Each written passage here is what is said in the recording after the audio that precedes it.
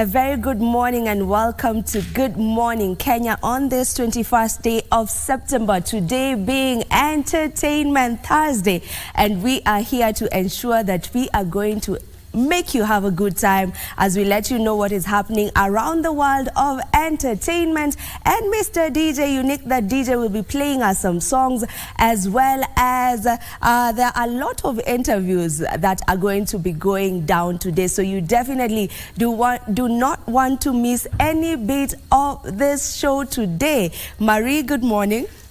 Good morning to you, and good morning to DJ Unique. He's in studio and ready for you. It's Entertainment Thursday, and just as Vivian has already said, we have plenty lined up for you.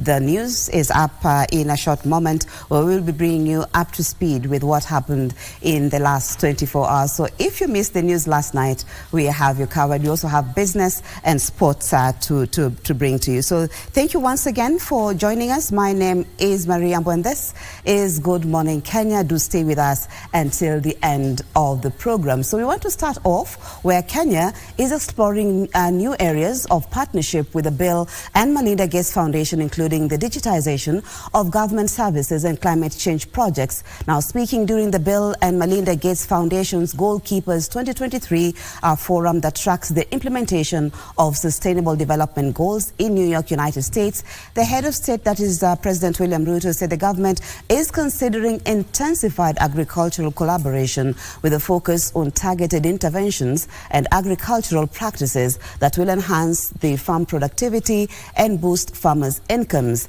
Now, the forum agreed to advocate for collective climate solutions to drive a positive climate change conversations. SDGs and climate separately, that these are one and the same. And if there is something we learned from the COVID, is that there is nobody who is safe. We can all be in trouble. We've had too much focus on the problem rather than on what possibilities there exist for us to craft innovative, creative ways of getting to the solution. And so we really do have to recommit to the SDGs and pick the things where we get the best impact for the finite money that's available.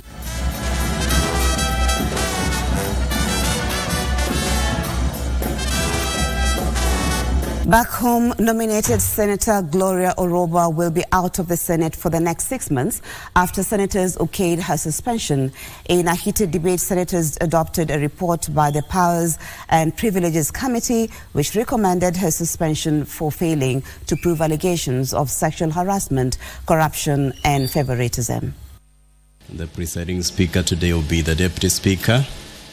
The heated debate in Parliament saw divisions along gender lines as senators debated the report by the Powers and Privilege Committee that recommended Senator Gloria Oroba be suspended for 6 months. While a section of women senators argued the 6-month suspension was too punitive, male senators took issue with Senator Gloria Oroba's remarks, which they claim were in bad taste. We cannot banish a member for 6 months in this house because of maybe she did not express herself in a way that we expect. Person who makes an allegation has the responsibility to prove that allegation. He who alleges must prove. All we want from her is for her to come and apologize to the House, apologize to an innocent clerk. The first-time senator nominated by UDA party had accused the Senate clerk, Jeremiah Nyegenye, of sexual harassment, corruption, and favoritism, but failed to provide evidence to the Senate Powers and Privilege Committee. Ile maneno ambayo ilifanywa hatujaiongelea sana, lakini yaliyosemwa tunaiongelea sana. Na kumbaliana na adhabu, lakini adhabu ya kufukuza mtoto msichana miezi 6 kwa sababu ya kauli aliyosema, sisi wenye tuko hapa ni mangapi tumesema ambayo hayafai na bado tuko hapa tukiwa wanaume. We have had a lot of reports even in the media of women being sexually harassed. And right now to the public, what they see is a young assertive woman who rose and defended against sexual harassment. attempts by Mombasa Senator Mohamed Faki to amend the report by reducing the duration of her suspension from 6 months to 40 days flopped, sealing her fate.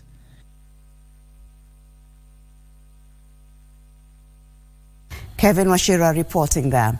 Now, tension is high in Witu Village, Lamu County, following an attack that left one person dead and several houses torched in a suspected Al-Shabaab attack. Now, the attack sparked protest as irate residents barricaded the Witu-Mokoe highway and lit bonfires demanding action by the police to stop frequent attacks. Cabinet Secretary for Interior, that is Professor Kithure Kindiki, says the government deployed an elite police squad to beef up security as they pursue the attackers. Now, our reporter Abdi Aziz Hashim has details of that dawn attack.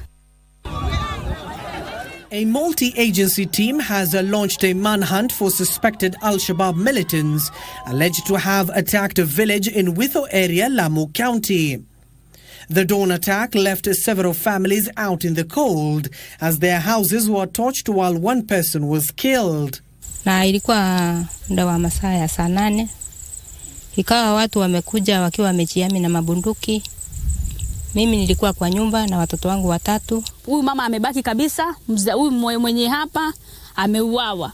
Hii kitu tunauliza serikali mtusaidie, manake hii kitu imekuwa ikirudiwa. Ukiangalia ndugu yetu hapa venye kitendo alichofanyia usiku wa leo ni kitendo ambacho hakiridhishi. The attack sparked outrage among residents who took to the streets to protest the frequent attacks. Residents from Witho and the nearby Salama blocked the busy highway demanding heightened security. Usalama tumeongojea, imekuwa ni donda sugu.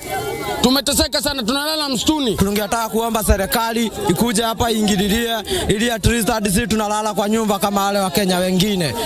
According to Interior Cabinet Secretary Professor Kithure Kindiki, the government has deployed a special unit to the region as well as the northern part of Kenya and upper coastal regions to pursue and neutralize the threat. Siku zao zimehesabiwa kwa sababu tunaleta kikosi maalum, wale ambao hawacheki na magaidi na wale watu ambao ni wahalifu sugu. Kindiki says the government will continue to equip officers with modern weapons and technology to enhance their capacity to deal with the criminals. Kwa magaidi na wale wakora sugu, mambo ni matatu. Mambo ni mangapi? Mambo ni wangapi? Ya kwanza, wawachane na ugaidi. Ya pili, wahame Kenya warudi mahali walitoka.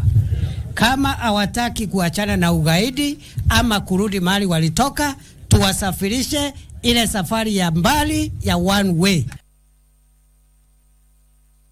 Now to matters health, where the Pharmacy and Poisons Board has initiated a mandatory recall of Tramadol paracetamol oral solution manufactured by Biopharma Limited Kenya following multiple market complaints on the quality of several batches. Health facilities and pharmacies have been directed to stop the distribution of the drug, and members of the public have also been urged to return the product to their nearest healthcare facility.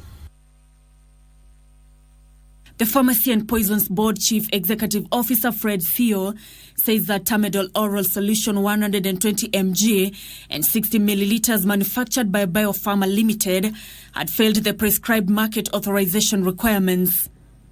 Members of the public have been called upon to return the specified batches of the paracetamol. Those with the specified batch will be required to quarantine the product or return it to the suppliers. The board has also cracked the whip on Visipac 320 mg/ml manufactured by GE Healthcare Ireland and Visipac 320 mg/ml manufactured by GE Healthcare Shanghai. Preliminary investigations show that the drugs are in the market illegally. Healthcare facilities in possession of the affected products have been urged to immediately quarantine them and report to the Pharmacy and Poisons Board offices for further guidance and necessary action. Symbolically flagging off the vehicles. Meanwhile, the Ministry of Health on Wednesday flagged off 248 master trainers of trainers for primary care networks across the 47 counties. The trainers are set to enhance the capacity of counties in pushing for preventive measures through the primary care networks. In our implementation of primary health care networks, these master trainers will actually be the one who will go to the counties. They will train the county management team, the sub-county management team, the in charges of the facility. We have a team called the multidisciplinary team so that we establish the 315 primary health care networks. We are taking significant steps towards operationalization of all the 315 primary care networks across the country. We are leaving nobody behind.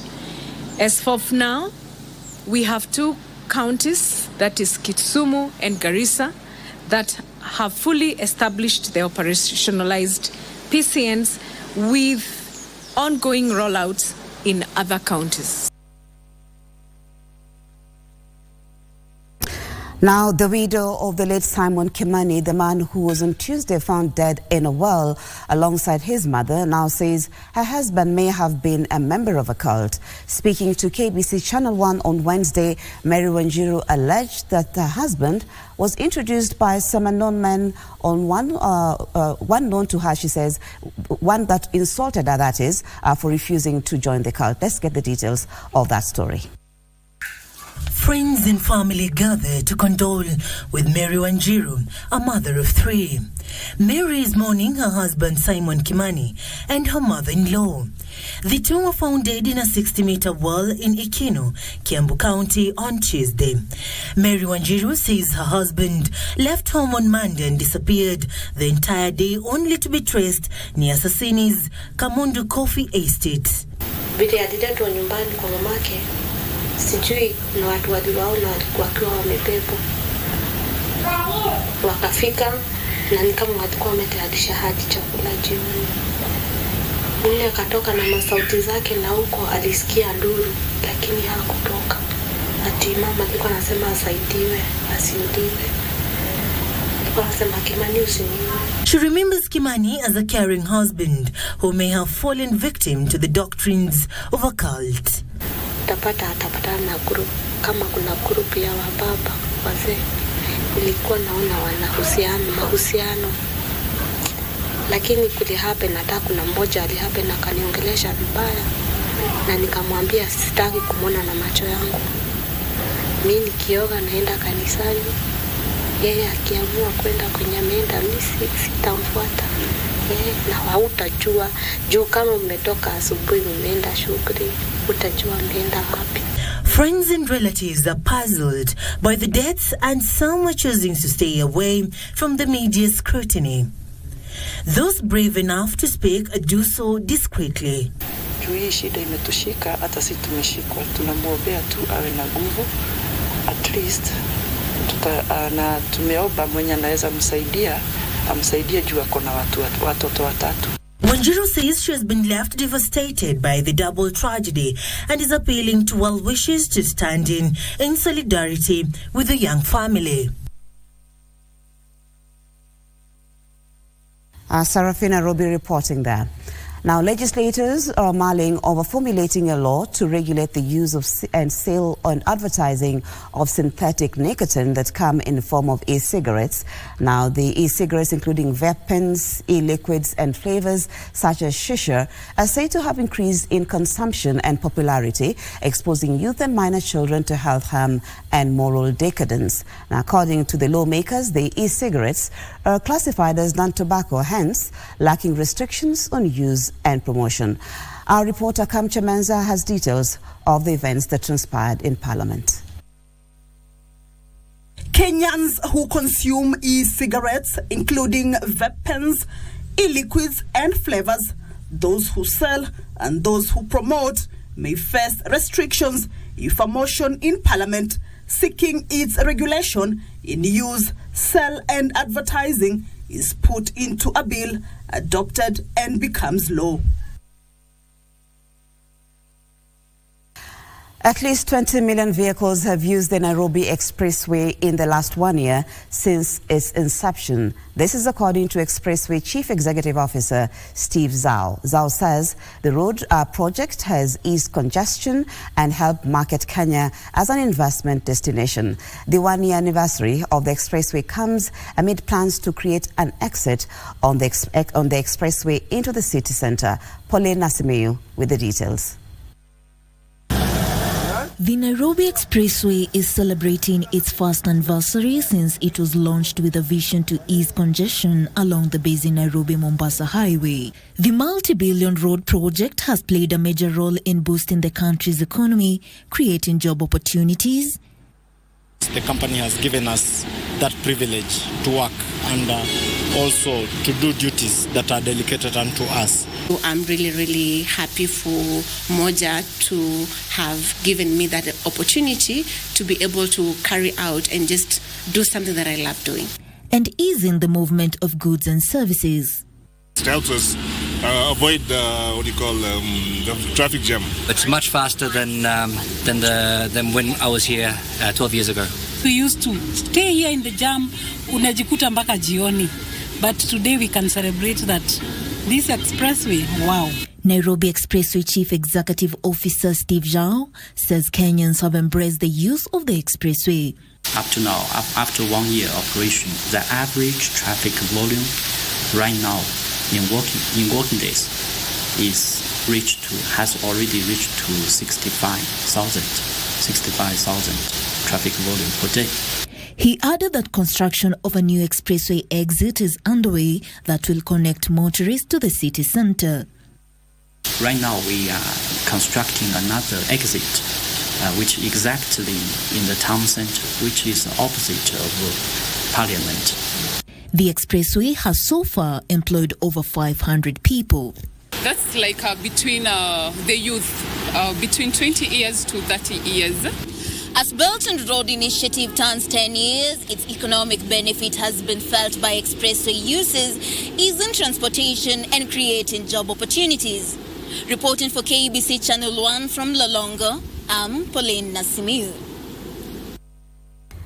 Thank you, Pauline Nasimeu. Now to the counties where National Environment Management Authority, that is NEMA, has embarked on streamlining operations of nightclubs in Kakamega County to ensure entertainment joints adhere to noise pollution rules.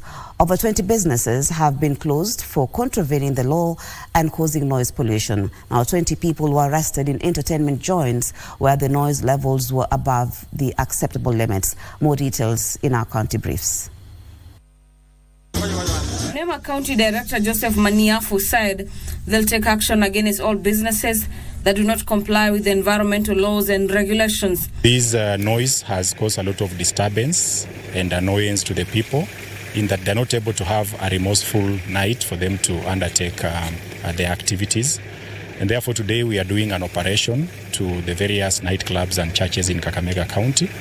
We have mostly arrested the DJs, supervisors and managers to these clubs. When they have chased the owners of and the operators of those clubs and hotels, they leave the doors open, and then the gangs, the looters, organized by NEMA, go in and loot everything. Businessmen on a Friday lost in excess of 30 million in Kakamega town. Meanwhile, the national and county governments have been urged to play a lead role in rehabilitation of street children. This was the clarion call at Kieni Kiantere grounds during a celebration ceremony of 30 rehabilitated street boys. Tunaomba wahisani wema wakuje wasaidie watoto. Tunaomba makanisa watokelezee, wakuje tufanye hii kazi, tuondoe watoto kwa street. It is not healthy kwa watoto wakiwa kwa street. Elsewhere, boda riders and small-scale traders have decried high cost of fuel and are appealing to the government to reduce the cost of fuel. Hizi tunaona ukiweka 200 unapata 300.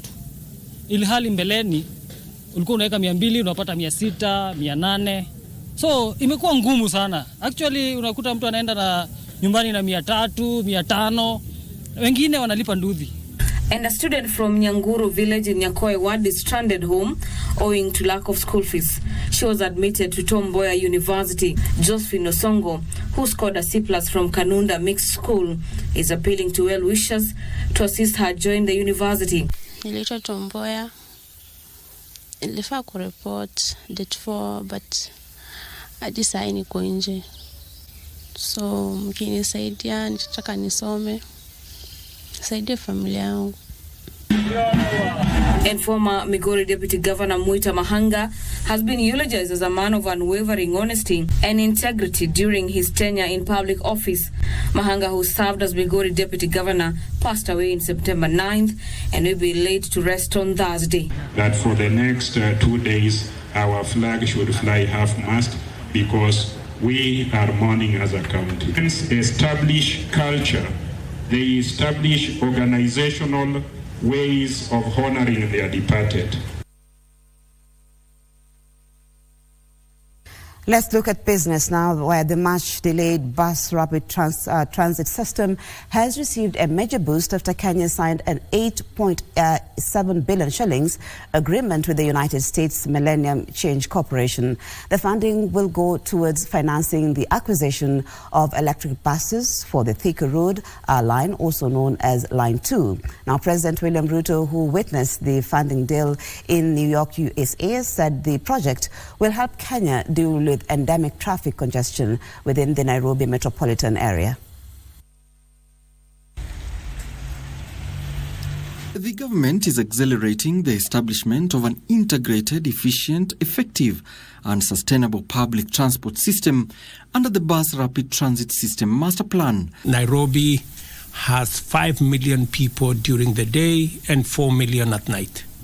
So there's a whole 1 million people who come in and out of Nairobi every day. That poses a very significant challenge on the transport infrastructure. We see that Nairobi is one of the fastest urbanizing regions, or cities, I should say, city region in the world. Certainly Kenya must have reaped the benefits of a very strong growth rate. But undoubtedly, it may have caused some challenges. The construction of the BRT system has faced major delays due to lack of funds, design approvals, and government bureaucracies. The mass bus transport system is a very important component. I think already a lot of work has gone into getting the bus lanes already. So this threshold will give us the ability to conclude. Earlier in 2023, Nairobi Governor Johnson Sakaja and Transport Cabinet Secretary Kipchumba Murkomen both agreed on the need to end traffic jams in the capital by accelerating the implementation of the 5 BRT lines within the Nairobi metropolis. This meant fast-tracking the stalled bus rapid transit system projects such as the Thika Road Line 2 BRT project, which in August last year, a Chinese company that was building the BRT corridor vacated after financial constraints. 3 billion shillings was required to complete the corridor between Kasarani and Kenyatta National Hospital. The lines are named after Kenya's Big 5 wild animals found in various national parks, namely Line 1 Ndovu, Line 2 Simba, Line 3 Chui, Line 4 Kifaru, and Line 5 Nyati. We are also working on a rail system around Nairobi. We will be maybe having a conversation with you. I think we have already built about 28 stations out of a possible 36, and there will be a conversation, and we are happy that this threshold is now being rolled out, and it will give us possibilities of what else can we look at to make transportation that much more easy. According to the Millennium Change Corporation, MCC, Tuesday's signing was after several years of collaboration on the design of projects. The program comprises 4 projects: the Integrated Transport Planning Project, the First and Last Mile Connections Project, the Detailed Land Use Project, and the Blended Finance for Bus Rapid Transit Project. Where pockets of people may feel disconnected, challenged by the transportation system. So in many ways, that's what this threshold program is all about. It seeks to enhance urban connectivity by strengthening the Nairobi Metropolitan Area Transport Authority, which I think you will call NAMATA, and also the Nairobi City County Government. The Threshold program seeks to assist Kenya in addressing limited connectivity in urban areas, a critical constraint to inclusive economic growth. Alan Aoko reporting there. Now, the Ministry of Information, Communication and the Digital Economy is calling for realignment of operational processes by postal and logistics firms in the East African region in line with the technological advancements. CS Eludowalo says the government is resolute in its mission to propel Kenya to a transformational digital economy. Growth of e-commerce has posed a new challenge in the operations of postal and logistic firms to reshape how they approach package delivery. As such, the Ministry of Information, Communication and Digital Economy Cabinet Secretary Eli Dowalo says there is need for creativity to leverage the network to satisfy the growing demand for last-mile delivery. The surge in e-commerce has underscored the pivotal significance of the postal and courier sector. It is an industry on the threshold of unprecedented change, where innovation is the key to fulfilling futures. Speaking during the second East African Communication Organization Post and Logistics Forum in Mombasa, Cabinet Secretary Eli Dowalo noted that there was need for those in the public sector to be proactive in their approach in order to be equal competitors in the private sector entities. We cannot continue with the traditional business models that we have been used to in the postal sector. It calls for strategic agility and maneuverability. We have to reorient our business models to survive or to remain relevant in the operational environment, ladies and gentlemen. The CS pledged support for conducive digital-driven environment in Kenya, where both the public and private sector organizations will thrive. This industry, ladies and gentlemen, is the livelihood of e-commerce in Kenya and the broader East African region, for that matter. And it therefore demands our unwavering commitment and attention. Report was compiled by Trevor Ngendo. The trading licenses of 64 coffee buying companies will not be renewed for failure to trade on the Nairobi Coffee Exchange. Nairobi Coffee Exchange Chair, that is Peter Gikonyo, says the coffee auction only attracts an average of 25 buyers weekly, despite hundreds of buyers being licensed. This is affecting the price of coffee at the auction due to limited competition for the available product. The government has been keen on instituting reforms in the coffee subsector, with a proposed review of coffee value chain players' licensing being at the center of the reforms.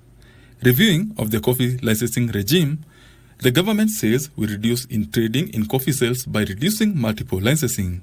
The Nairobi Coffee Exchange says it will not renew the licenses of 64 coffee buyers for failing to participate at the auction for an extended period of time. 121 licensed coffee buyers by the Agriculture and Food Authority for the season of 2023-2024, but only 58 have registered at the NCE to buy from the auction. This is a major concern. On average, only 25 buyers participate on each auction day, despite the Agriculture and Food Authority licensing 122 buyers. NCE says the low buyers' participation has affected coffee prices in the country due to low bidding competition. Low participation by buyers affects the competition in the bidding of the coffee at the auction, as this is where 80% of the Kenya coffee is traded. The Nairobi Coffee Exchange says it has paid 97.7 million shillings to coffee farmers through the direct settlement system a month after it was operationalized. The report that we have, yes, that money has already been deposited in the farmer's account in the form of US dollars.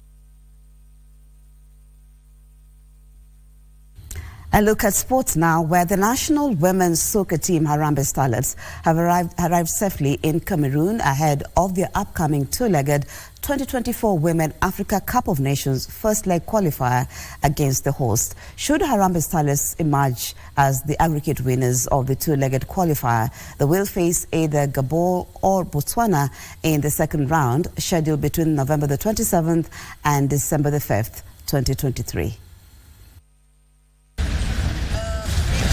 The 23 players under the tutelage of Beldino Demba held their training Wednesday as they aim to register desirable results in the preliminary round. After the first leg in Douala, the second leg is set to be played in Nairobi on Tuesday next week. In Cameroon, Starlets head coach Beldin has assembled a squad of experienced and youthful players who include Greek side Nes Atromitos goalkeeper Anne Dikundu, Simba Queens midfielder Vivian Corazon, and Beijing Jingtan forward Gentrix Rikangwa, as well as Ulizi Starlets Mercy Airo, among others. Should Harambee Stars emerge as the aggregate winners of the two-legged qualifier, they will face either Gabon or Botswana in the second round, scheduled between November 27th and December 5th this year. The victor of the second round will secure automatic qualification for the 2024 Africa Women Cup of Nations due in Morocco. And that report by Bernard Okumu brings us to the end of the news this morning. Thank you so much for taking the time to start your day with us here on Good Morning Kenya. Good Morning Kenya still continues, so stay with us if you can. Vivian Degwa and DJ Unique are in the house to steer you through the entertainment segment. So thank you once again. My name is Marie Ambo, and do stay tuned for more news updates during the day. Bye for now.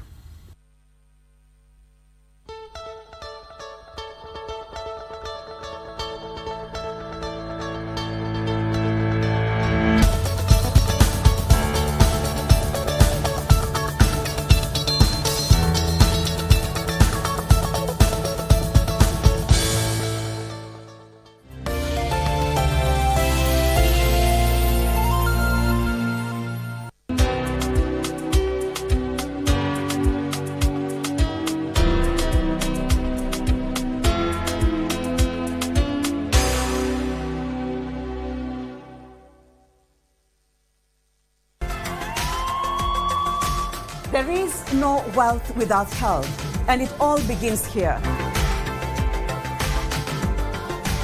And regular exercise. Your Health Show brings you an array of health information to keep you informed and healthy.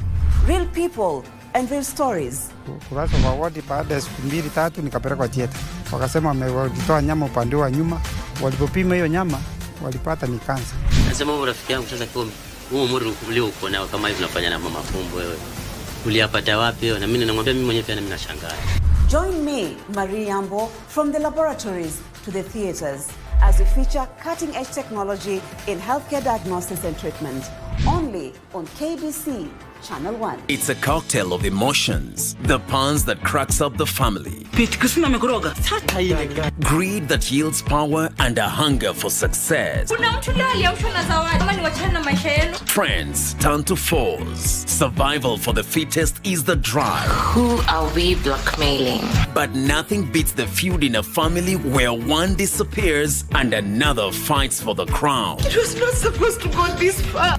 It's the desire to succeed that keeps us going, the deception that keeps us digging, and the laughter pill that keeps us living.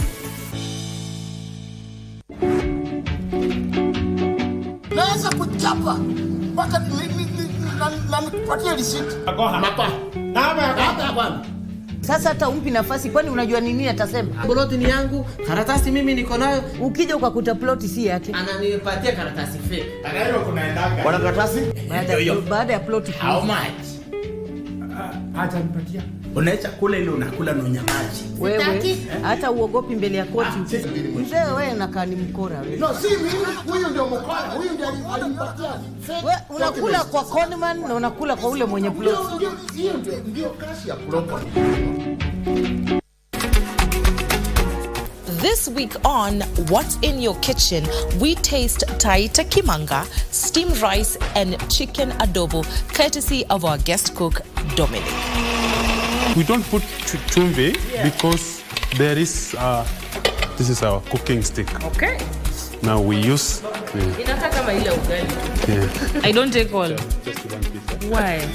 So you are cooking for me? For the rest. No, but you are cooking for me. You are not cooking for the rest. Achana na the rest. Awako.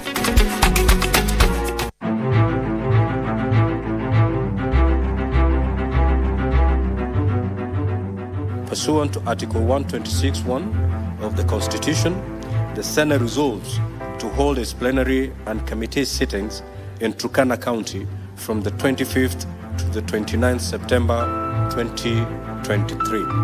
All the Kenyans who are in the bracket of who is who will be living in Turkana to enjoy part of that wealth. Kuangalia wao waone taratibu za Senate zinaendelea namna gani. It is important that the presence of the Senate is felt. The place to go is Turkana. We prepare to actually model our oversight role. Tutakwenda kule mashinani kutana na wananchi. There is a lot that we can be able to learn from Turkana County. Sisi kutembelea gatuzi zetu. The eyes have it.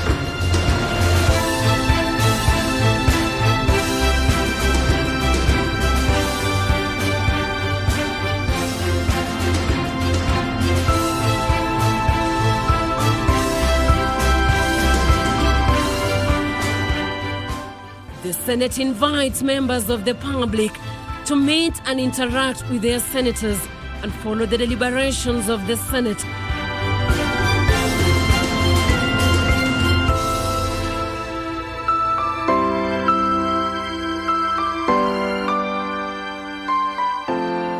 Senate Mashinani welcomes you to home of the scenic cradle of mankind. Karibu, Turkana County.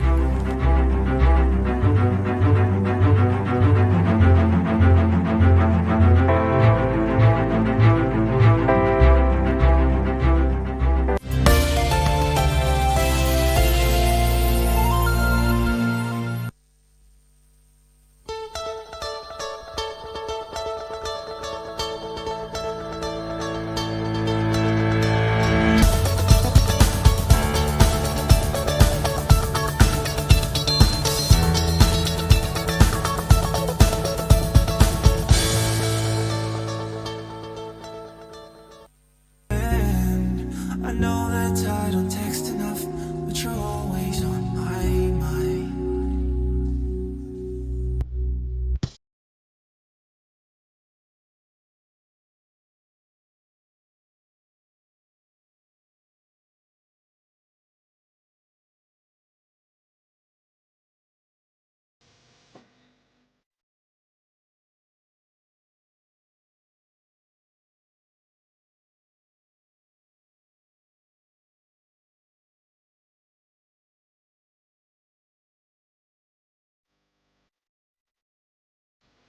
Vijana Barubaru right there. If there are artists that are really shining right now, it has to be Vijana Barubaru.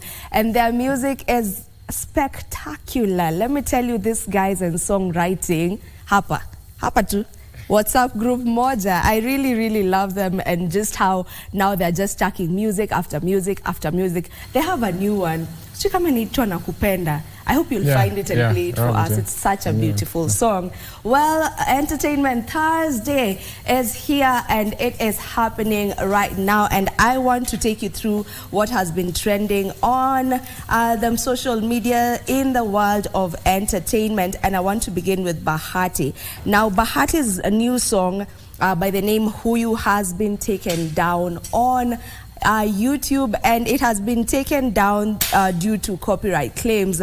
And the producer who put a strike on this particular song is J Melody's producer. He is from Tanzania. He is known as Genius X66. Now, Genius X66 alisema yeye yani inatumia kazi nyingi sana kutengeneza beats and sounds, and for someone to just decide that they're going to copy their sound and use it on their song without, checking up with him first, amesema akasema Bahati, if you really wanted this sound, ungekuja uniongeleshe, ningekutengenezea sound kali, and you would have, had your song out. But saizi no.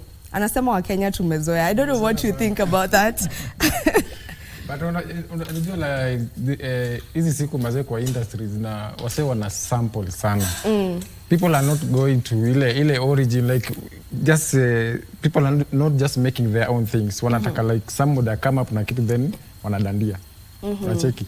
But it's good thing maybe they be promoting, but kuna wengine venye tu yo producer amesema ali go through to come up with that beat. Then somebody akuje at least hata ukitaka kusample talk to the producer first before you do it. I mean, we see so many artists sampling, but I guess they normally talk to the producers they're sampling their beat from before they do it. I mean, we've seen Diamond sample Sijima songs ngapi. A lot. He samples a lot of songs. I mean, I feel like there's nothing new under the song and under the earth, right? That is. So when you have a beat in mind and you find out that this beat has been used by another producer, just reach out. Just reach out to them. Just reach out to them. Anyway, we hope that Bahati's song will be up because it was actually trending number 2 before it was pulled down.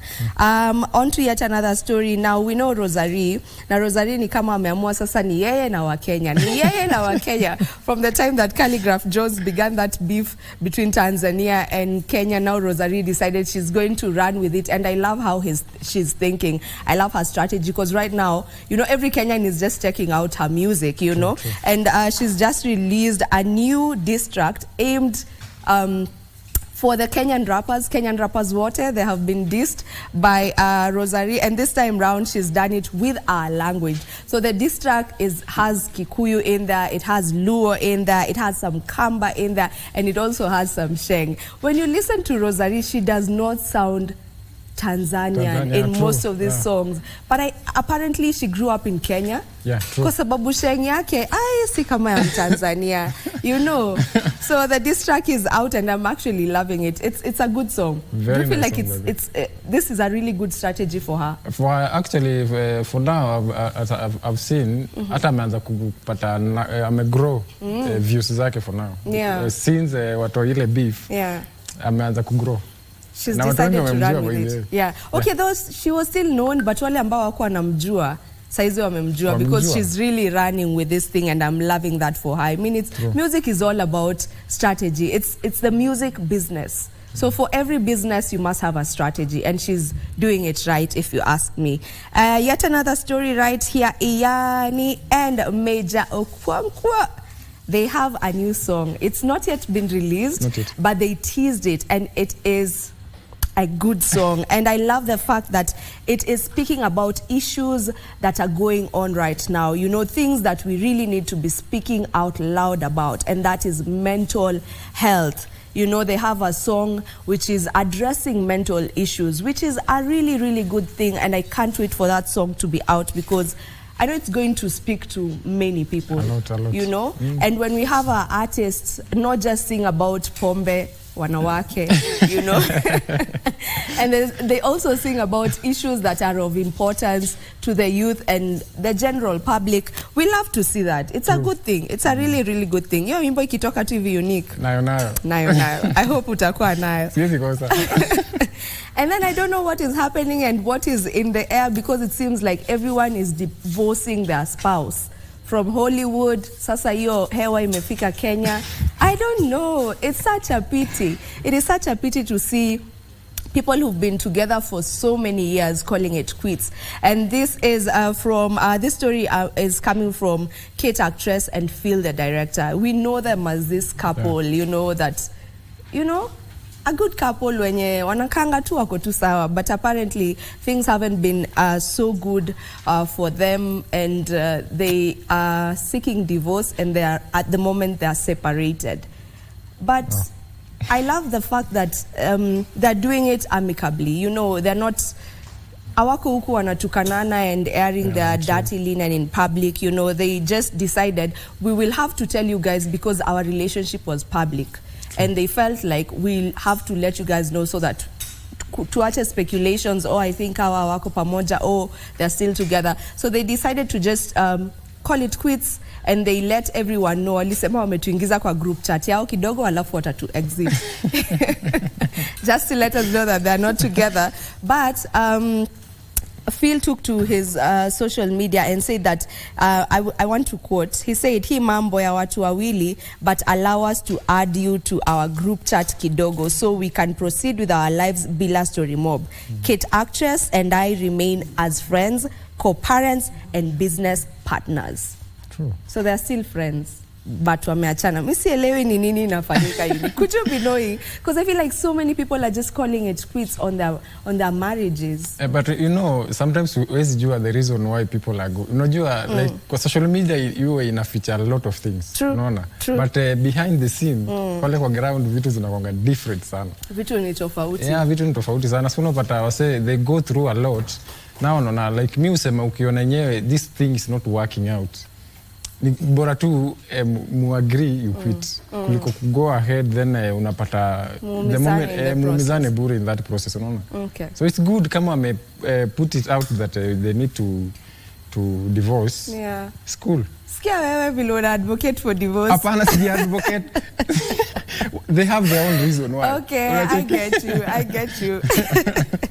All right, and Spotify have released the most streamed Kenyans, most streamed Kenyan artists on Spotify. They have released that list, and Bien still remains number one. Bien is the most streamed artist in Kenya at the moment. He is number one, and then number two goes to KC. I know most of you don't know him. Goes to KC, and then number three is Sauti Sol as a group.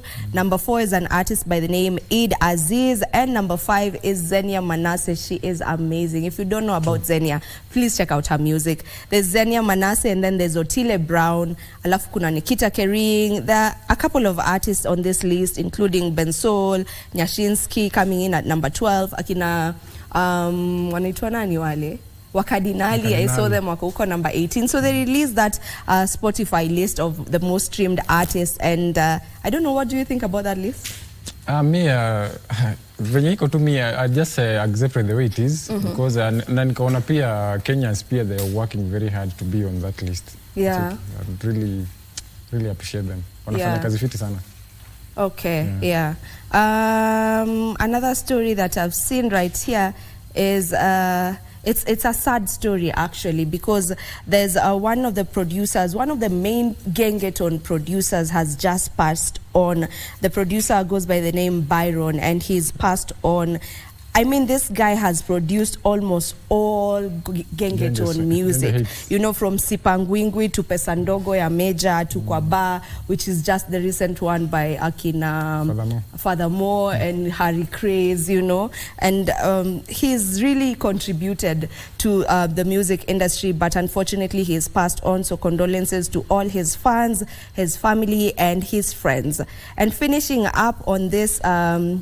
okay, not finishing up, I still have another one. Calligraph Jones decided to show us the mansion that he is building, and it's almost done, by the way. And that mansion, where?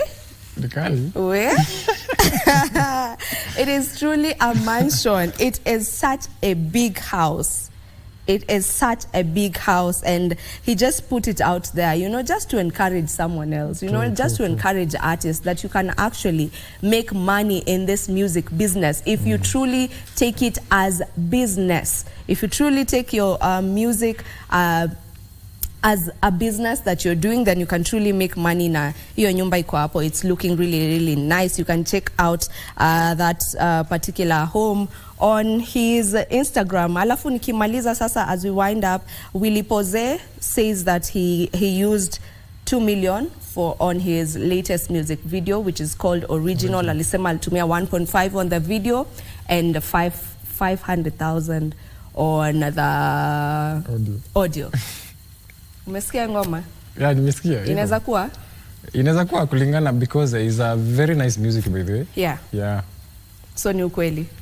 Okay, si ati tunamshuku, but anyway, yeah, you invest in your music and it's going to pay back. We take a short break right now. We'll be back in a moment.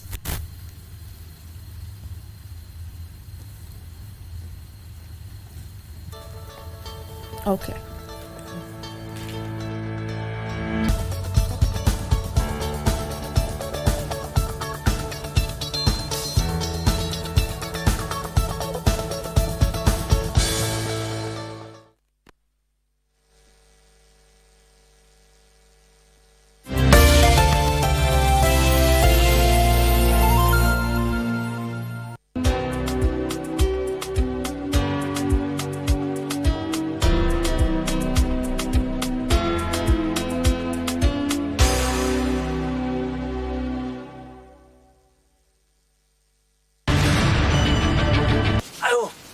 반가워요. 김본입니다. 김본. 야, 그 인물이 나 젊었을 때 얼굴 막 나오는 것 같아. 어? 그만한 정보와 자료도 부족한 겁니까? 기억해. 넌 이미 죽은 목숨이었다는 거. 두 번 용서는 없어. 아주 굶고 다녔구나. 아이고 참. 아니. 사실은 내가 뭘 좀 봤어. 그치 뭐 있지? 뭐야? 지금 내가 모르는 무언가가 있다는 거야?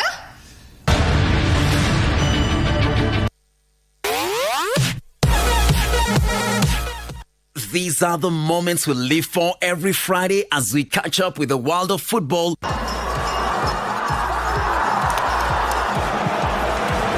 Manchester City go in front. With your favorite stars in rivalries like no other that keeps you on the edge of your seat. Learn a few tricks that keep you ahead of the game and spice it all with unforgettable moments on Dunda Dunda. On Saturday, you're in for another treat as we rock your weekend with all sporting disciplines, bringing you insights on what's happening behind the scenes as we share players and athlete stories, preparations, and celebrate their achievements. Charging to the line! Is it going to be a world record? Yes, it is! She smashed it! Whatever angle you look at, we've got you covered. KBC Channel 1, your true sports partner.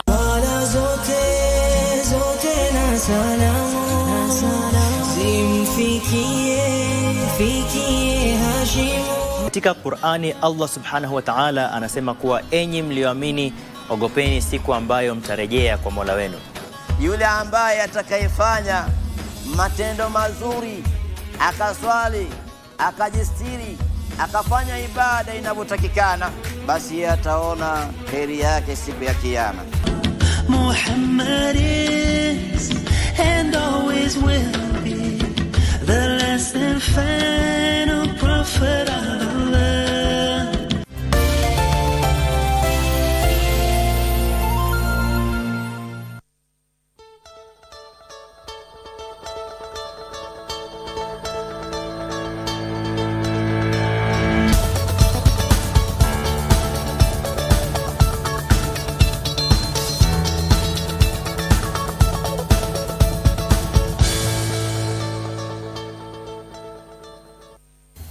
Welcome back to Entertainment Thursday. Now, right now, I want us to connect directly to someone who is from the UK, who is in the UK rather. He is in London but is completely Kenyan. He goes by the name Shama and he is a singer and guitarist. Shama, good morning. Or is it, what time is it over there? Hi, Shama.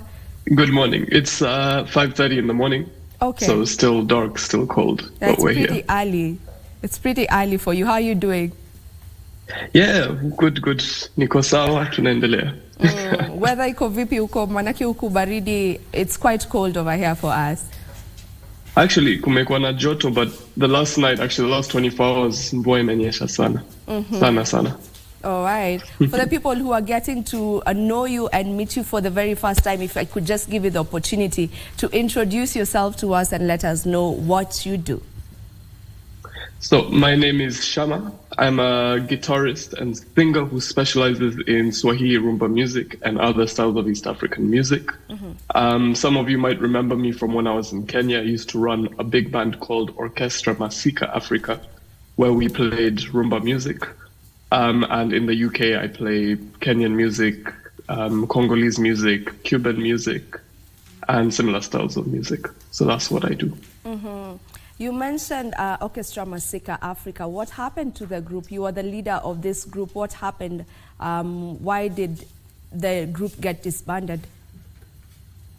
So we were active between 2015 and 2019.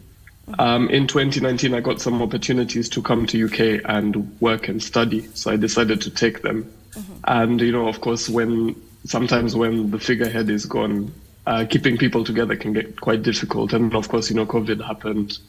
Na hizo shida zote. So the guys, disbanded, but they're still around. Bado wanacheza muziki. Is it difficult, or how easy or difficult is it for you now that you are working in a band, or rather with a band, but right now you're doing your thing solo? How difficult is it for you? I think something to see, like UK is different from Kenya. So although I play my own music, bado nacheza na band nyingine kama kumi. So we do what we have to make money. In terms of my own stuff, it's kind of like a passion project. It's for myself. Yeah. So you still play with other bands over there? It's not like you've gone completely solo? No. So because of course mnajua London is very, very expensive. There's some other bands I play with. One of the bands is called Grupo Loquito, and it plays Cuban and Congolese music mixed, like new Cuban music, new Congolese music mixed. So that's very interesting. Pia tumetoa vinyl Santuri a few months ago. And of course, there's some other, friends of mine or people I work with that I play with from South Africa, Zimbabwe, and yeah. Yeah. What difference maybe have you witnessed from working as an artist here in Kenya and now, crossing the borders and working as an artist in the UK? Maybe some differences that you can point out for us? So I think with everything in life, it's always easier to think the grass is greener on the other side. But there's some advantages of Kenya. For example, what we did with Masika Africa, we couldn't do in UK. But that having, the resources and the fact that things are not as expensive means you can sustain a bigger band. There's opportunities in Kenya to play at the same venue and have a residency, which doesn't happen in UK. But, of course, in the UK, you have more opportunities. There's more competition, of course. But then the best thing for me is you have all of these musicians from everywhere in the world. And, you can meet people from countries you've never even heard of before. And now you play together and you can make something new. So London in that way is good. Yeah, I can imagine it must be interesting for you to just get to interact with all these artists from all over. You just mentioned you work with an artist from Cuba. Maybe just how is that experience? It's quite interesting, actually.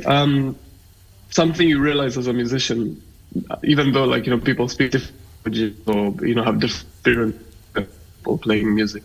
And so it's something which brings people together. And for those of people who know Kenyan music, Congolese music, a lot of sub-Saharan African music is very Cuban influenced. But Cuban music is very influenced by sub-Saharan African music, especially, old traditional Congolese music. So it's kind of like the same musical language. Your sound is more of the rumba kind of sound, and we associate rumba with the a bit older of the generation. Why did you opt to go the rumba way and not the new school kind of music, considering you look quite young? So for me, I've always liked older music, whether it's Kenyan music, Congolese music, Latin American music, Indian music. I think old music is music played by people. The time before a lot of computerization of music. So for me personally, I prefer the old stuff. When I say rumba, I also mean things like, there's a bit of benga, chakacha. Rumba for me also involves suku, so, seben, chacho, whatever you want to call it.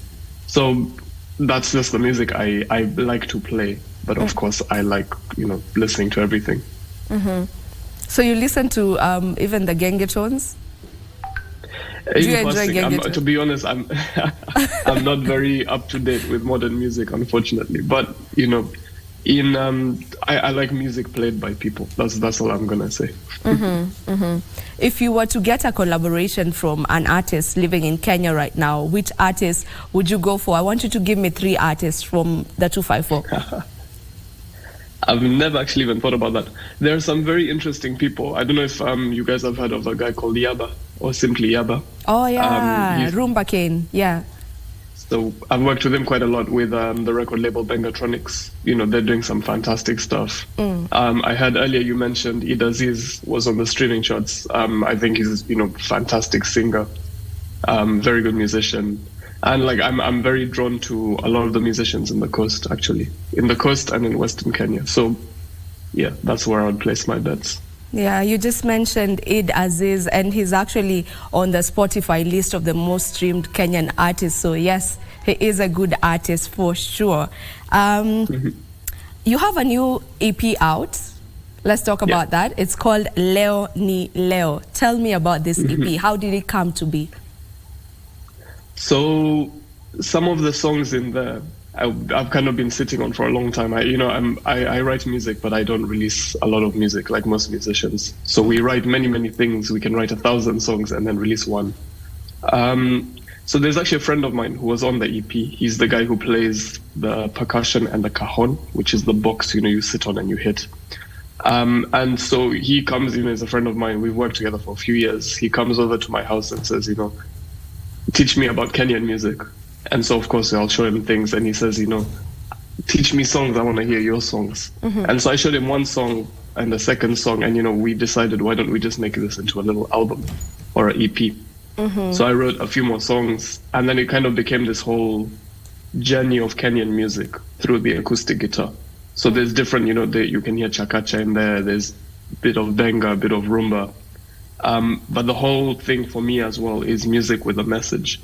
So things like the climate change or climate crisis, things like colonization, cultural loss, and all of these things are in this EP. Yeah. So yeah. You mentioned that you write a lot of music, but you don't release as much music compared to the way that you write. You just write and you have your music with you, but you don't release it as much. Probably, why is that the reason? What is the reason behind that, sorry? I think for me, writing is just it's like a part of life. You write music, ideas come in your head. There's some things, it can just be one melody, or some things you build into entire songs. And then we just wait for for example, life can be quite busy.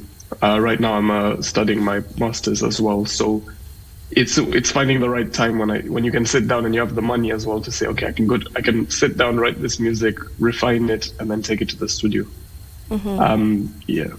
Is that working for you? Because I think as an artist, you need to be checking out music, as frequently as possible for people to always have you in the minds, or should I say ears.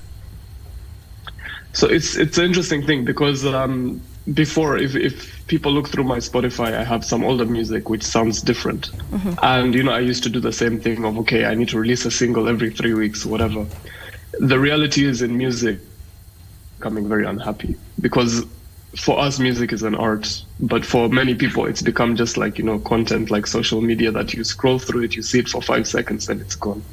So for me, I prefer working in projects. Again, I work like an old person, but even in Masika Africa we would work on an album for a whole year, go and record it, release it, and then we rest, we do the same thing again.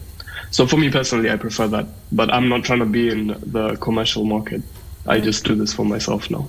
Okay, I get you. You also mentioned, or just from the EP, you've tackled quite a number of topics, and these are issues affecting the society. Did you do this intentionally? And why is it important for artists to speak about matters that affect the people in general, and not just talk about the usual things we hear in songs, alcohol, women, drugs,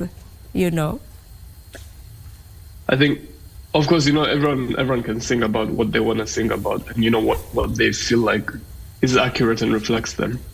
But I think also there's a difference between commercial music, music made to sell, and like other kinds of music, like they could be traditional music and so on.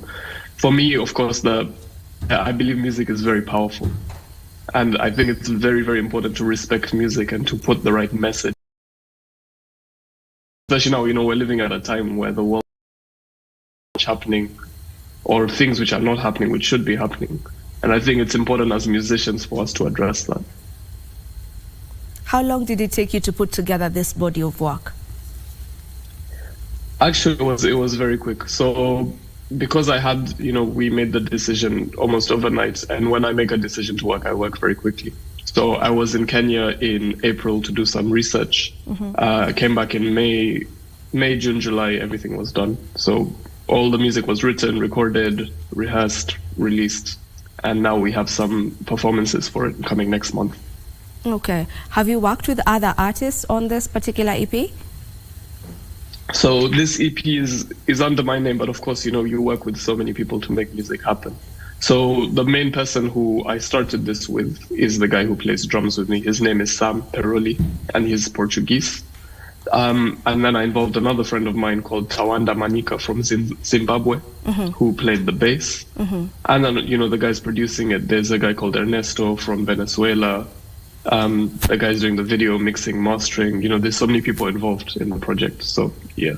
Yeah, and I've also realized that all your song titles are in Swahili. There's Ukoloni, there's Kazi, there's Ngoma Zetu, there's Naelewa, there's Mapenzi ya Pesa. Was this intentional? Yeah, so I personally choose to sing in Kiswahili. I do speak many other languages, but I only sing in Kiswahili mainly.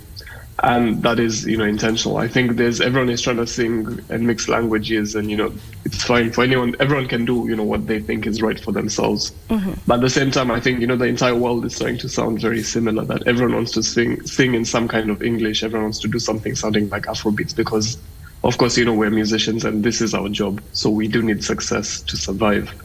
But for me, I like to do what I feel in my heart is right for me. And as I said, so again, I'm not looking for commercial success, but I'm looking to do what I want to do. Yeah. Maybe how is the Swahili reception in the UK? It's interesting because what happens is wanakuweka kwa world music market. Yeah. So in some ways, that's quite a big industry as well. Because you sound different, you're speaking a language people don't know. Yeah. But also what happens is people get very interested. A place like London is very multicultural, so some people do speak Swahili, but people get very interested. But also this was for a Kenyan audience or East African audience as well, for them to understand the message in the music. Why did you choose the title of the EP to be Leo ni Leo, which is one of the songs in the EP? Why that particular one? So I think for me in the EP, it's one of the most powerful songs. It's quite a dramatic song. And Leo ni Leo, it's about climate change. It's about the climate crisis. That, we're in a sinking ship and people don't even care. We're just arguing with each other. We're trying to delay things. But we need to make a decision now. Otherwise, we're all done.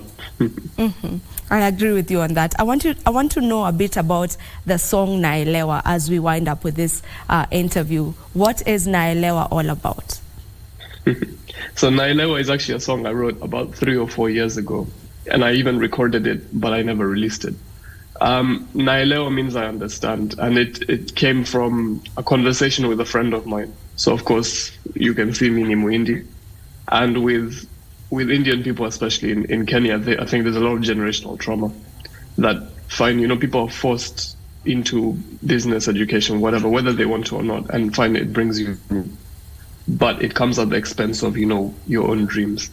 So when I was young, we were allowed to study music or play music, but it was never allowed that you can have a career in music, that you say, okay, I'm not going to go and study. I'm not going to go into business. I'm going to be a musician. And so, I had to kind of fight just to become a musician and to prove myself.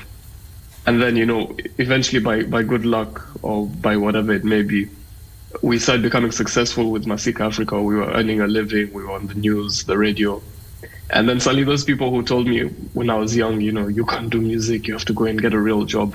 Suddenly they turn around and they say, oh, well done. I've always supported you. And so it's kind of a song about that. Like, I'm saying that I understand people are not bad, but, the world has broken their own dreams. So that's what that song is about. I'm curious to know what you're studying. You say that you're doing your master's. What is it in? What is the master's on? What are you studying? So, if I say it, I don't know how many people know, but it's ethnomusicology. And basically, when COVID happened, I was stuck in UK. So I did an undergrad in commercial music, performance production, and business. And now ethnomusicology is about music, but it's about, world music, but more things like anthropology, sociology, post-colonialism or post-colonial studies and stuff like that. So still to do with music, but a bit different, quite interesting. Okay, interesting. I love that. Okay, ngoma zetu, which translates to our music. What music are you talking about? So, cheza benga, cheza rumba, cheza chakacha, isikuti, mwanzele. You know the whole thing that is something I've been saying since, the very first time I came into the BBC, the KBC studio, or the Citizen Studios, all like in 2015, that we as Kenyan musicians find people say Kenyan, there's no such thing as like Kenyan music or a Kenyan sound. But I think there's many Kenyan sounds because we're such a diverse country. And, it's great that, we try and play all this kind of music. People play reggae, jazz, blues, but it shouldn't come at the expense of our own music. What about rumba? What about benga, chakacha, isikuti? All of these, these styles of music, which are Kenyan music, which, people are forgetting, or they're saying, oh, this is, it's not sophisticated, it's rural, but this is very good music. And if you look anywhere in the world, the people having success with music, the countries having success with music are playing their own music. And they're growing their own music. And so, that's literally what I'm saying to Kenyan people and Kenyan musicians. Don't forget we have our own music. Amazing, amazing. Thank you so much for coming in and joining us. I believe, as you mentioned, it is 5:30 a.m. on your end, so it is quite early. So thank you for waking up, and thank you for joining us right here on Entertainment Thursday. And all the best on your studies and all the best in your music as well. Thank you. Okay, now that was Shama coming through from the UK. He is speaking to us, or he was speaking to us rather, from the UK. And as we've heard from him, he is all about that authentic Kenyan sound. And I love when artists just decide to do our own sound. For the longest time, we keep complaining that Kenya has no sound. We keep complaining that we are always borrowing from Tanzanian, from the Tanzanian side, which is bongo music. We keep complaining that we keep borrowing the South African sound, the amapianos, the kwaito kind of sound. We keep complaining that we are borrowing too much from the Nigerian sound. But as Shama is doing, what about our sound, the authentic kind of sound, from the rumbas to the chakacha? Actually, chakacha is totally our sound. The likes of chakacha, the likes of rumba, these are our authentic sounds that I feel like most artists in the country at the moment are not really tapping into that. We are not really tapping much into that this sound that is authentic. We also have genge. Genge is our authentic sound. So how about we just tap into our authentic sounds and just get to give the people out there what we have. Let them know what Kenya is made of, musically speaking. Let not someone from outside, when they talk to you and ask you, what are some of the Kenyan songs that you can tell me about? Someone who's completely foreign, has never heard of any Kenyan song. And then when you play them something, they wonder, I think this is Nigerian because it's too much Afrobeat in it. Play them something that is from our place, from our country. And that way, that is why I'm advocating for most of our artists to just try tap into that sound. That is the original sound. One may maybe argue that probably it's not as marketable, but have you tried it? Have you tried it? It's actually very marketable, especially for people who love live music. It is very, very marketable, and I've attended so many events where people just play this kind of song, so it is actually marketable. There's a guy, I wanted to put you on to them. He goes by the name Kinoti. He's quite new in the industry. He's been doing music, but people never really used to listen to him, but right now we're listening to him. His sound is amazing, so maybe you can get to listen to Kinoti. DJ, I don't know if you have Shama's song ready. We'll listen to his song. All right.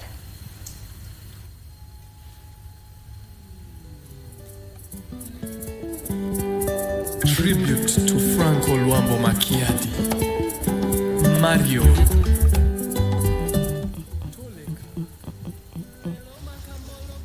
Okay, I guess that that song is not ready. DJ, I don't know what you have to say about the fact that we should get into our authentic music. Sisemi hizi zingine ni mbaya. It's okay. Actually, we love it as well. But I'm just calling upon other artists to get in so that we can have more authentic Kenyan music. Hata hizi zingine ziko sawa, wenye wanafanya hizo wafanye.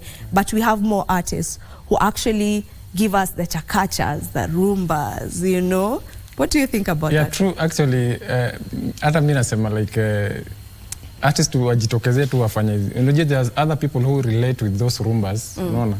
Like walete hiyo rumba in a modern way, unacheki. So that wale wakitabe pia wakuwe related na those kind of music. Yeah. I can urge them because tusirely sana kwa hii generation Gen Z peke yake. Yeah. Because kuna wengine pia like our parents for now. Kuna songs zingine za Gen Z they can't listen to. But ukikam up like you are when Gen Z lakini unatoa song yenye uko related na wale wase wa kitambo. It can be very something that's nice, very nice. Yeah, and you can still make it modern. Unajua kuna wimbo kama Rumba Japani. Yeah. It has the rumba feel but it's still modern. There's also what Wanavokali do. They also have the authentic Kenyan sound with a modern touch. Yeah, so you can still make it modern and upbeat and we can still vibe to it, right? Yeah. I believe that song is now ready. We listen to Shama's song. Okay, so we go on a break. Okay.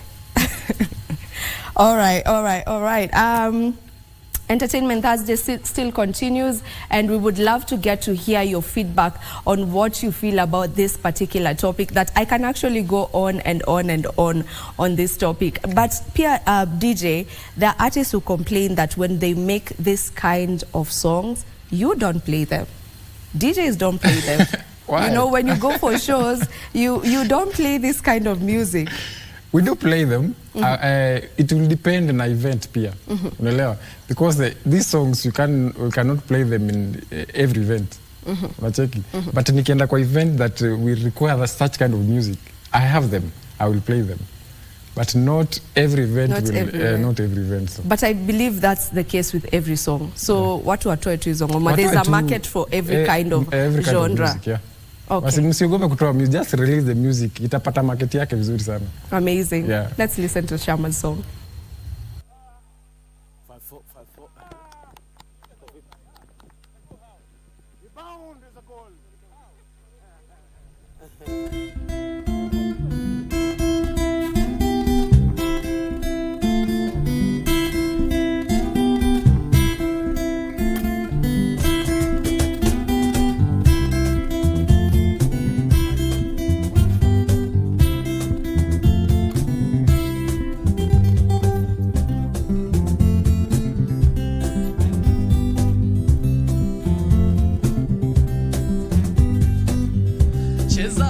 Cheza rumba, cheza chaka chakaka, isikuti mwanzele na mugili jamaha. Ngoma zetu wa Kenya zitavuma daima na milele ngoma. Cheza benga, cheza rumba, cheza chaka chakaka, isikuti mwanzele na mugili jamaha. Ngoma zetu wa Kenya zitavuma daima na milele ngoma. Bona tunaiga ya kigeni, bona tunakuwa kama fotokopie. Sisi pia tuna ngoma zetu.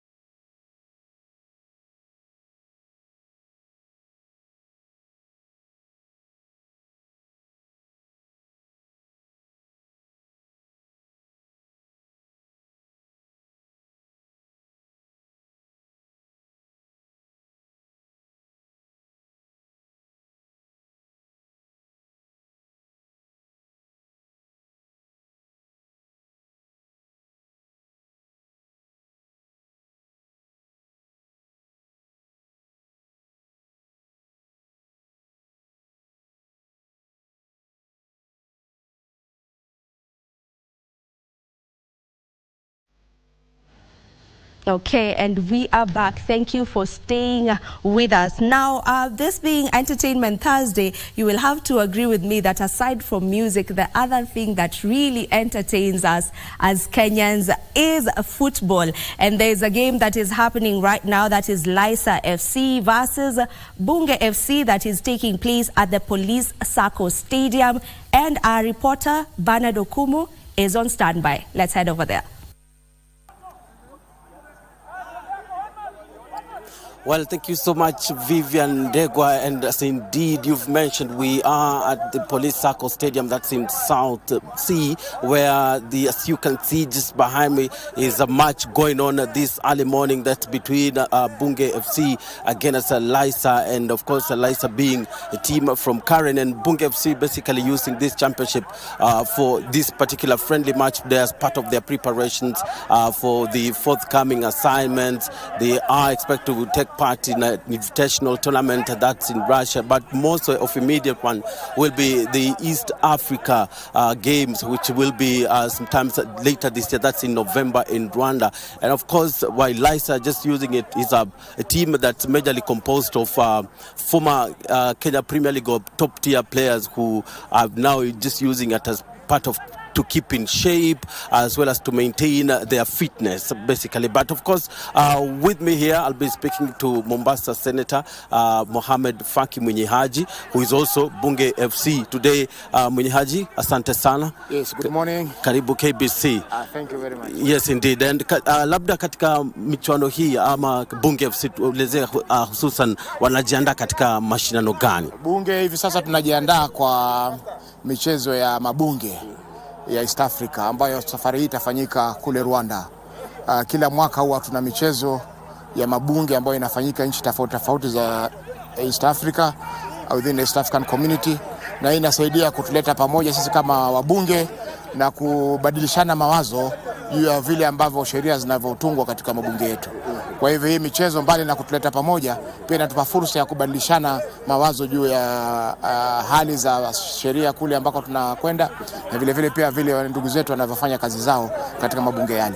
Kwa hivyo ni fursa nzuri kama bunge kuweza kushiriki katika hii michezo, mbali na kuweka miili yetu katika hali nzuri pamoja na kujikinga na maradhi kama vile high blood pressure, diabetes and other lifestyle diseases. Yes. Na ikiwa miongoni mwa labda uzuri wa mashindano haya, uzuri wa michezo hii ya miongoni mwa mabunge ni kwamba inahusisha au ina support ile utangamano wa jamii mbalimbali katika eneo hili la Afrika Mashariki na Kati. Ina support cooperation between the different parliaments. Inajenga urafiki because right now juzi tulipokuwa katika parliamentary dialogue on climate change, tulikutana na ndugu zetu kutoka South Sudan. The way they identified us ni kwamba huyu ni mchezaji mpira mzuri, huyu ni mchezaji, huyu ni mkimbiaji. That way we build that relationship. Yes. Kwa hivyo matarajio labda ya Bunge FC mbali na kuendeleza utangamano itakuwa mazuri kwa sababu tumejiandaa vizuri. Wiki iliyokwisha tulikuwa Mombasa kule, tukacheza mechi 3, tukacheza mechi na Mombasa Sports Club, tukacheza na Mombasa Kenya Post Authority. Mombasa Sports Club tulipoteza 3-1. Kenya Post Authority tukafungwa 2-1. But with the Mombasa County tuliwafunga 2-2 na tukachukua kikombe cha Mombasa Show ya mwaka 2023. Kwa hivyo tumejiandaa vizuri na tuendelea kujiandaa kwa sababu michezo ni wiki ya kwanza ya Disemba. Kwa hivyo by that time tutakuwa tumeweza kufanya mazoezi na pia tumeweza kupata stamina na kupata tactics za kutosha kuweza kufanya tushinde hii ligi. Na asante sana. Alikuwa ni Senator wa Mombasa Mohamed Mwenyehaji Faki ambaye amezungumzia maandalizi na vile vile uwezekano wa Bunge FC kuandikisha matokeo mazuri katika mashindano yajayo. Lakini nipo naye sasa Bwana Chawara. Bwana Chawara alikuwa katika dunda majuma kadha aliyopita na pia ni msimamizi wa kikosi hiki. Enda mtu ambaye anahakikisha kwamba wachezaji wako katika hali nzuri na wana ripoti kambini mapema na kisha mazoezi pia yanafanyika kulingana na saa. Labda Mr. Chawara, asante sana kwa kujiunga nasi. Labda katika mashindano haya ya East Africa mabunge, Bunge FC watarajia nini? Kwa hakika huu ndio wakati tumejitayarisha vizuri. Hata wakati mlipoingia asubuhi mliona nimekimbia na nimetoa jasho la kutosha ishara kwamba kila mmoja anapoingia asubuhi lazima kwanza atafute ile fitness kivyake kabla tujaingia kucheza mpira. Kwa matarajio ya mabunge ya East Africa, mwaka huu tuna uhakika wa kubeba hicho kikombe kwa sababu timu saizi iko imara. Timu iko imara, wachezaji wote wako sawa. Umeona Senator Aaron Cheruiyot ndiye amepiga bao la kwanza leo asubuhi. Ni ishara tosha kwamba timu iko tayari kwenda kushiriki katika mashindano ya East Africa. Ndio. Kwa hivyo wale wapinzani mnaambia kwamba labda wafanye zile timu nyingine ambazo pia zinajiandaa kumenyana na Bunge FC kutoka Kenya, labda wajue ni kwamba Bunge FC wana nini? Bunge FC sio timu ya kuchukuliwa hivi hivi, ni timu ambayo imejitayarisha vya kutosha na kweli watapata upinzani tosha. Hatuendi kuwapa muda, hatuwapi muda. Ndio kutachimbika pale. Yaani tumejitayarisha kwamba kutachimbika pale. Mwaka huu lazima tushinde na lazima tuje na kikombe nyumbani. Ndio. Bali na mashindano haya, labda unaweza kuzungumzia mashindano mengine ambayo yamepangwa Bunge FC inatarajia kushiriki? Ndio, Bunge FC tumealikwa mechi mbalimbali local na international, lakini kwa sababu focus yetu saizi ni Yala, tungeomba sana wale ambao wametualika waturuhusu tusishiriki katika hizo michezo kwa sababu we are also limiting on injuries. Hatutaki kuona mchezaji yeyote ambaye amepata jeraha. Kwa hivyo tunataka kucheza pamoja kwanza, kuchukuza pamoja kama timu ili tuwe tayari katika mashindano ya Afrika Mashariki. Ndio. Labda unaweza kwa kifupi tu unaweza kuelezea labda miongoni mwa wale wabunge ambao wamefika hapa na wako katika hivi sasa tunavyozungumza wapo uwanjani. Ndio, tuna waheshimiwa saizi ndani kama waheshimiwa 8, Mheshimiwa Anthony Kibagendi, tuko na Mheshimiwa Mogaka kutoka North Mogrango, Mheshimiwa Aaron Cheruiyot, Senator aliyezungumza Faki Mohamed Mombasa 001, tuna Mheshimiwa Kihungi, tena nani, tuna Mheshimiwa Opondo ambaye bado anaendelea kupiga warm up, ataingia baadaye kidogo. Ndio. Bwana Ichora, asante sana na mafanikio tele katika usimamizi wako Bunge FC, sio? Asante sana. Thank you. Asante nam. Ilikuwa ni Bwana Ichora ambaye he is the team manager of Bunge FC, also the man who makes sure that all the players here, all the MPs report to this particular facility in time and also make sure that the facility is ready for the team. And as you've heard from him, there are several tournaments that lined up, but what a better way to complement this particular story about Bunge FC than speak to the team that they are playing against today in this particular friendly. And Lisa, remember we did host you on Dunda Dunda, one of KBC Channel 1 programs a couple of weeks ago. And basically the introduction was a team that Major League of players who did feature for top tier teams, played, at one time in active career, but now it's a matter of just getting fit and what else maybe. But you can begin by introducing yourself. My name is Edward Opio. I'm the chairman of LESA. Currently, today I'm standing in for the coach who's not available. And LESA is a team that was formed in 2005 when all players came together and decided that they want to continue keeping fit and socializing. And we've maintained that until today. We've been getting new players coming in. All the other players who are coming in shining in from the league, coming in, and we are continuing to join us as they join us to continue playing. Yes. So how is this particular friendly with Bunge FC important?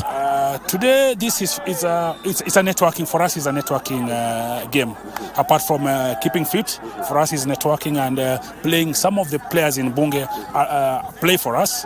Someone like Aaron Cheruiyot is one of our players. Waziri Murkomen is one of our players. We have 3 players who play for Bunge at the same time they play for us. But today they decided to play for their employer. Yes, indeed. Thank you so much. That's the standing coach for LESA who are playing Bunge FC today. But let me take you back to the studio. We take a short commercial break, but we'll be back.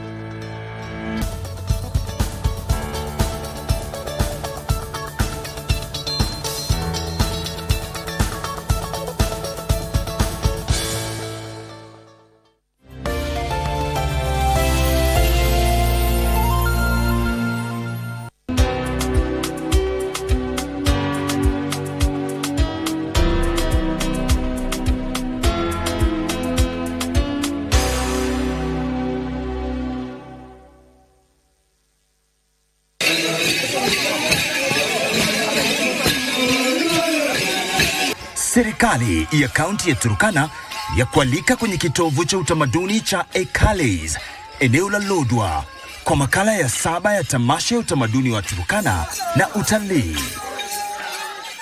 Tangia tarehe 12 hadi tarehe 14 mwezi Oktoba mwaka 2023. Njoo ujionee asili ya binadamu pamoja na visima vya mafuta vya Lokichar. Kenye kwenye runinga ya KBC Channel 1, Radio Taifa na idhaa ya Kiturukana.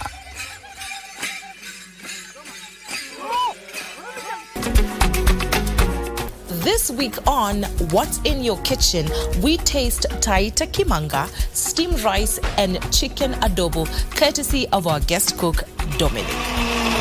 We don't put chumvi because there is, this is our cooking stick. Okay. Now we use... I don't take all. Just one piece. Why? So you are cooking for me? For the rest. No, but you are cooking for me. You are not cooking for the rest. Achana na the rest. Awako. Thing was going along fine until you went in to see my please, son. that is enough. Stop blaming Isabel for everything that happened. I just want us to get past what has happened. You see, I'm getting rid of projects at the company because I want to spend more time with you. Damage you suffered to your spine is irreversible. I am very sorry, Silvio, but you are paralyzed. You will never walk again. If you look here, it has obviously been cut with a knife. It was cut off with the intention to kill you.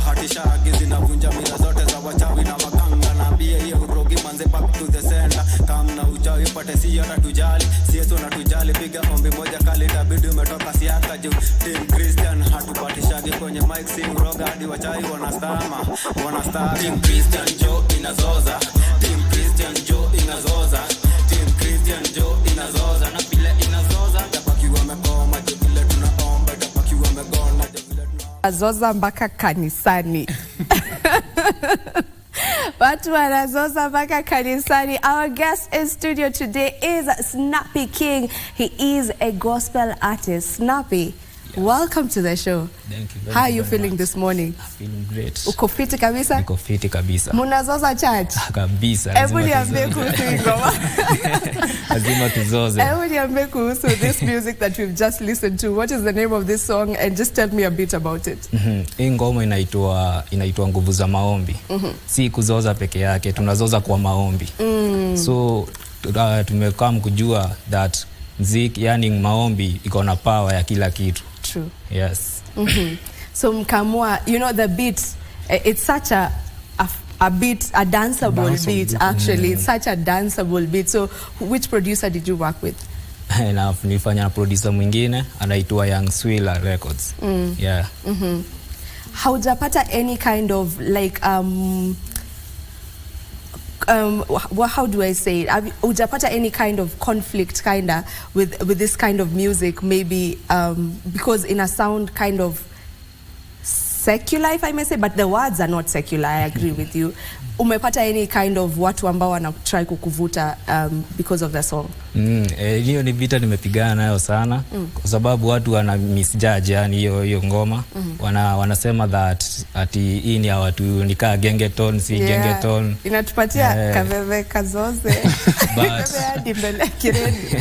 But my aim kutumia hiyo beat nilikuwa nataka kufikishia hao maboys wenye wako hapo base. Hao wenye washafika mwisho wanasema sasa bila hiyo jaba, bila hiyo tei, bila hiyo kila kitu bado kwa Christ tunazoza. Yes. It's good to see that you're trying to reach to them through that. Is it like unaona kama ina work, like when you do your music it's more secular like, so you're able to like bring more people to the kingdom because the words in itself, if you listen to the words, it actually has, the words have meaning. Kuna word uko ndani. Yes. So is this something that you're doing intentionally? Uliamua now mimi mziki yangu itakuwa this kind of music? So nimeona ikiwaka hadi kwa hapo nikienda kuongea na mavijana wananiambia niendelee, wanani-encourage hata kama hajaokoka, unaona hadi akidance. Hiyo ni kitu inanimotivate bado. Enyewe hiyo siku nyingine nikimwambia niko na show kanisani atakam juu aliona nikifanya hiyo type. Mimi ndio nilikam na hii, kuna the thing I believe this that I believe that kuokoka si kuboeka. So sasa nikienda na hiyo kitu na watoa hiyo mentality that ukiokoka yani bado utabambika. So hiyo yenye mnafanya hapo nje si tunakam tukifanya. Hao akikunywa pombe si will feel the Holy Spirit. Sawa. So sio lazima gospel music ikuwe ati the worship kind of music, you know. Kuna time ya worship na kuna time ya kuzoza. Kuzoza unajiachilia kwa Christ. Unajiachilia any style yani. Hakuna mahali imeandikwa ati kujiachilia ati ni lazima uende hadi kwa worship chini. Unaweza jiachilia with anyone. Nikaa ku fall in love with mtu. Ukifall in love with mtu, una fall in love, unaweza fanya anything. Unaweza kuja na style yoyote, unaweza fanya anything kwa huyo mtu express his love, unaona. So lazima tuzoze venye tunazoza na God to bless to win hizo souls zenye zimepotea. Is this how you started your music? Ama iliingilia wapi, ama from the get go this is how your music has been?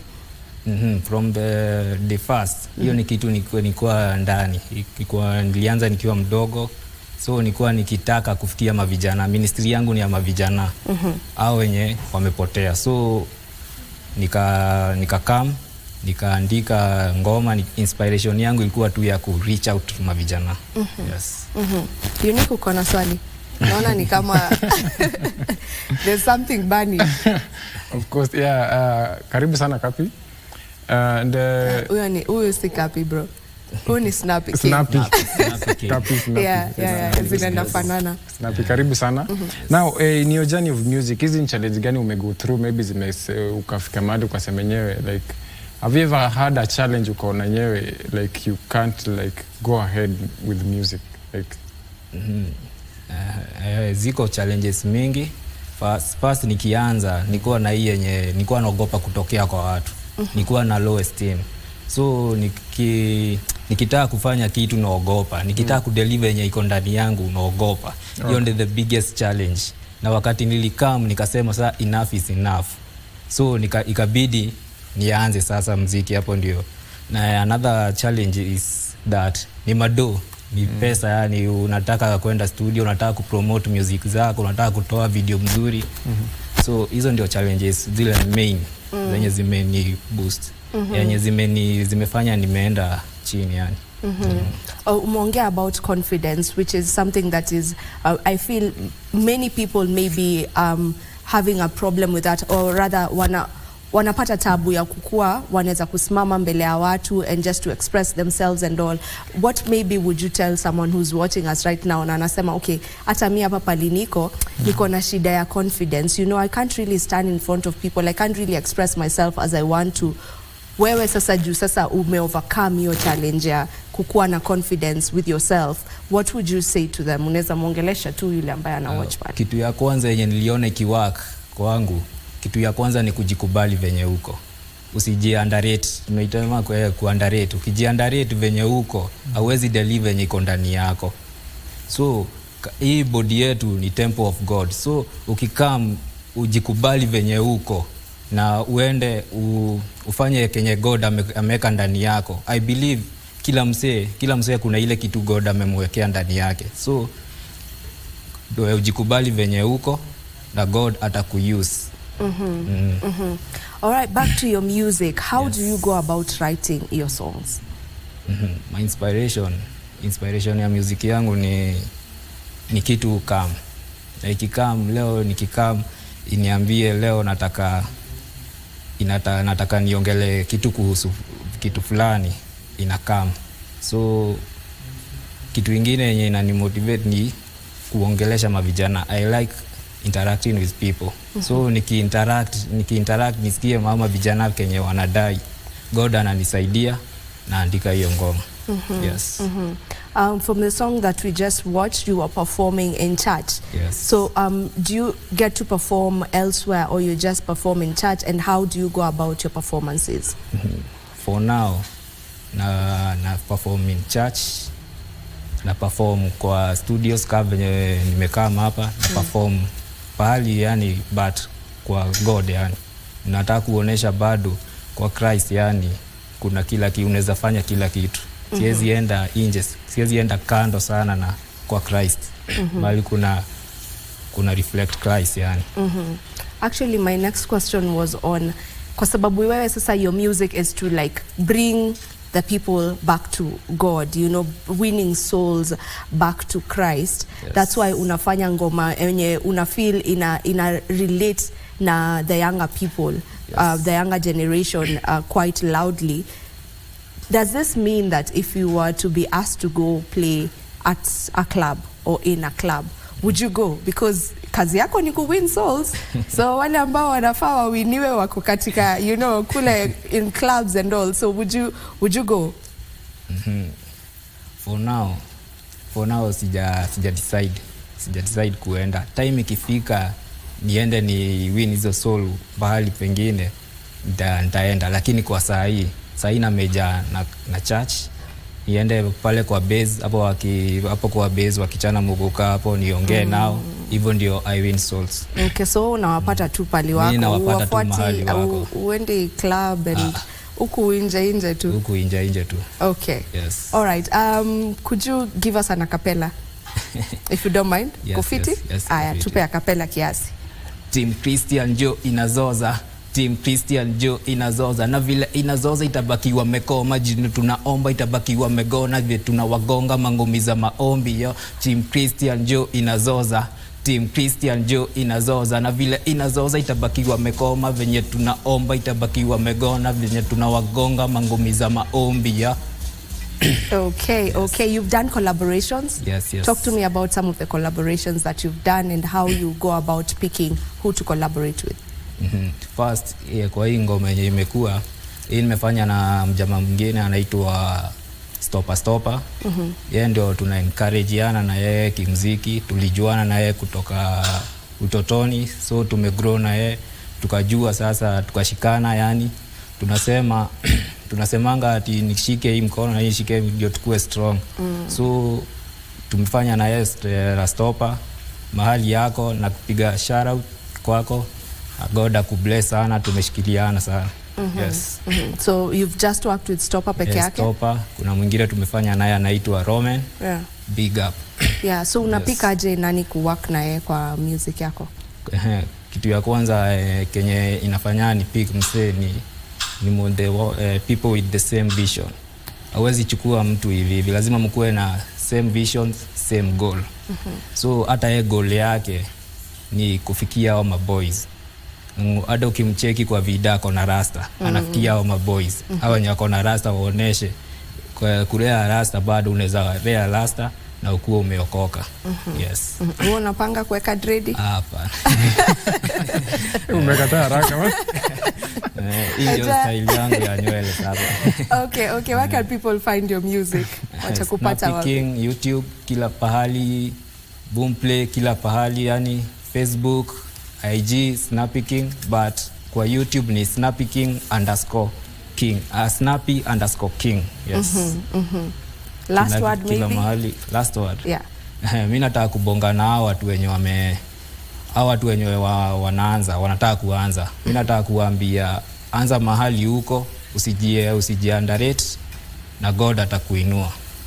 Yes. Amen. Nice words right there. You start where you are with what you have. Hapo tu pali huko. Unaanzia hapo alafu God wana bless. As he says, God blesses the work of our hands. Yes. You know, so anza tu pali huko. I love that word. Unique, if we can just finish up na ngoma yake aki perform pia. Yeah. Okay.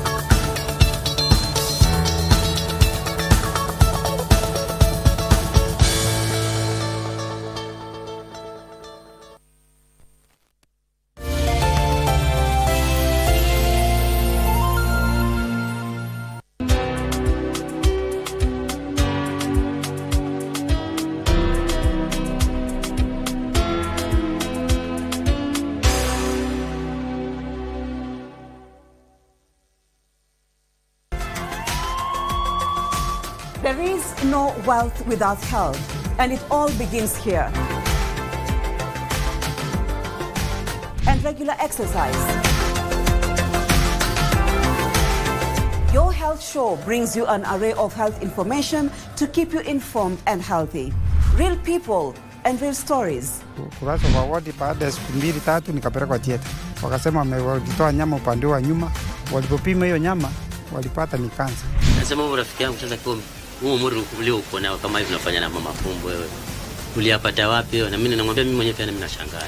Join me, Marie Yambo, from the laboratories to the theaters as we feature cutting-edge technology in healthcare diagnosis and treatment.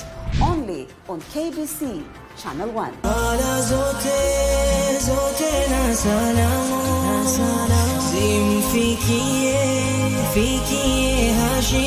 Katika Qur'ani Allah Subhanahu wa Ta'ala anasema kuwa enyi mlioamini, ogopeni siku ambayo mtarejea kwa Mola wenu. Yule ambaye atakayefanya matendo mazuri, akaswali, akajistiri, akafanya ibada inavyotakikana, basi ataona heri yake siku ya kiyama. Muhammad is and always will be the last and final prophet of Allah. 1 year in office, 23 ministries. Time to review the journey in implementing the bottom-up economic transformation agenda. What is your assessment of the government's performance?